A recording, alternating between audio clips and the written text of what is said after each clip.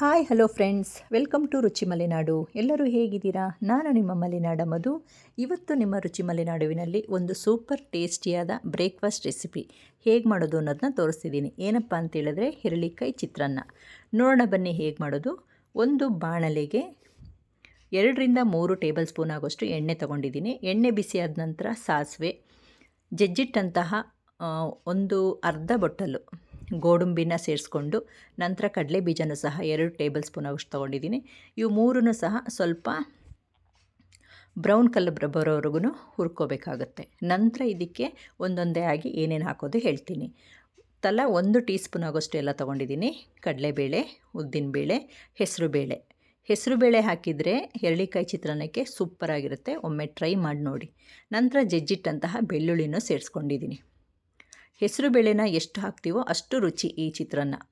ನಂತರ ಒಂದು ಹಿಡಿ ಕರಿಬೇವಿನ ಸೊಪ್ಪು, ಉದ್ದುದ್ದಾಗಿ ಹೆಚ್ಚಿಟ್ಕೊಂಡಿರುವಂತಹ ಈರುಳ್ಳಿ, ಹಸಿರುಮೆಣಸಿಕಾಯಿ, ಉಪ್ಪು, ಅರಿಶಿಣ ಎಲ್ಲ ಹಾಕ್ಕೊಂಡು ಒಂದು 5 ನಿಮಿಷಗಳ ಕಾಲ ಬಾಡಿಸ್ಕೊಳ್ಳೋಣ.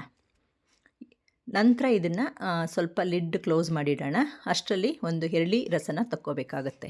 ನೋಡಿ, ಒಂದು ಹೆರಳಿಕಾಯಿನ ತೊಳ್ಕೊಂಡು ಈ ಥರ ರಸ ಇರೋವಂಥ ಹೆರಳಿಕಾಯಿನ ತೊಗೋಬೇಕು. ತುಂಬ ಚೆನ್ನಾಗಿರುತ್ತೆ. ಕೆಲವೊಂದರಲ್ಲಿ ರಸ ಇರಲ್ಲ, ಕಹಿ ಹೊಡ್ಕೊಳ್ಳುತ್ತೆ ಆ ಥರ ಹೆರಳಿಕಾಯಿ. ತುಂಬ ಈ ಥರ ರಸ ಇದ್ದರೆ ಹೆರಳಿಕಾಯಿ ಈ ಥರ ಒಂದು ನೋಡಿ ತೊಗೋಬೇಕು. ಚಿತ್ರಾನ್ನ ಚೆನ್ನಾಗಿರುತ್ತೆ ಈ ಥರ ಒಂದು ಹೆರಳಿ ರಸದಲ್ಲಿ ಮಾಡೋದ್ರಿಂದ ತುಂಬ ಟೇಸ್ಟಾಗಿರುತ್ತೆ.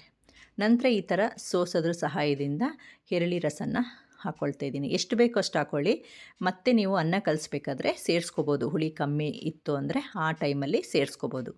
ನಂತರ ಹಸಿ ತೆಂಗಿನಕಾಯಿ ತುರಿ 1 ಬಟ್ಟಲು, ಹೆರಳಿ ಹುಳಿ ಹಾಗೂ ತೆಂಗಿನಕಾಯಿ ತುರಿ ಒಟ್ಟೊಟ್ಟಿಗೆ ಹಾಕಿ ಸ್ಟವ್ ಆಫ್ ಮಾಡಿಬಿಡಿ. ಜಾಸ್ತಿ ಬಿಸಿ ಮಾಡಲಿಕ್ಕೆ ಹೋಗಬೇಡಿ, ಕಹಿ ಬರುತ್ತೆ ಮತ್ತು ಕಲ್ಲರು ಕೂಡ ಕೆಂಪಾಗುತ್ತೆ. ನೋಡಿ, ಎರಡನ್ನೂ ಸಹ ಒಟ್ಟಿಗೆ ಹಾಕಿದ ನಂತರ ಸ್ಟವ್ ಆಫ್ ಮಾಡಿ ಒಂದು 5 ನಿಮಿಷಗಳ ಕಾಲ ಮುಚ್ಚಿಡೋಣ. ನಂತರ ಬಿಸಿಯನ್ನು ಮಾಡ್ಕೊಂಡಿರ್ತೀವಲ್ಲ, ಅಗಲವಾದ ಪಾತ್ರೆಗೆ ಆರಲಿಕ್ಕೆ ಬಿಡಬೇಕು ಒಂದು 5 ನಿಮಿಷಗಳ ಕಾಲ. ನಂತರ ಅನ್ನದ ಮೇಲೆ ಸ್ವಲ್ಪ ಉಪ್ಪು ಹಾಕ್ಕೊಂಡು ಗೊಜ್ಜನ್ನು ಹಾಕ್ಕೊಂಡು ಕಲಿಸ್ಕೊಳ್ಳೋಣ.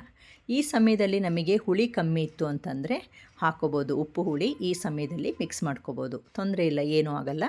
ಹುಳಿ ಈ ಸಮಯದಲ್ಲಿ ಹಾಕಿದರೆ ಟೇಸ್ಟಾಗಿರುತ್ತೆ. ಚೆನ್ನಾಗಿ ಕಲಿಸ್ಬೇಕು, ಮಾತ್ರ ಕೈಯಲ್ಲಿ ಕಲಿಸ್ಬೇಕು. ಈ ಥರ ಚಿತ್ರಾನ್ನಗಳನ್ನು ಕೈಯಲ್ಲಿ ಕಲಿಸಿದರೆ ಚೆನ್ನಾಗಿರುತ್ತೆ. ನಾನು ಬಿಸಿ ಇತ್ತಲ್ಲ ಅಂಥೇಳಿ ಸೌಟ್ ಸಹಾಯ ತೊಗೊಂಡಿದ್ದೀನಿ. ನಂತರ ಕೈಯಲ್ಲಿ ಕಲಸಿ ಬಡಿಸೋದ್ರಿಂದ ಈ ಒಂದು ಚಿತ್ರಾನ್ನ ತುಂಬಾ ಟೇಸ್ಟಾಗಿರುತ್ತೆ. ನೋಡೋಲ್ಲ ಫ್ರೆಂಡ್ಸ್ ಹೇಗೆ ಮಾಡೋದು. ಎಲ್ಲ ತಾಯಂದಿರು ಬೇಗ ಮಾಡ್ಕೋಬೋದು. ಅಂದರೆ ಮಕ್ಕಳು ಲಂಚ್ ಬಾಕ್ಸಿಗಿರ್ಬೋದು, ನಾವು ಅಕಸ್ಮಾತ್ ಲೇಟಾಗಿ ಎದ್ದಾಗ ದಿಢೀರಂತ ಮಾಡ್ಕೋಬೋದು.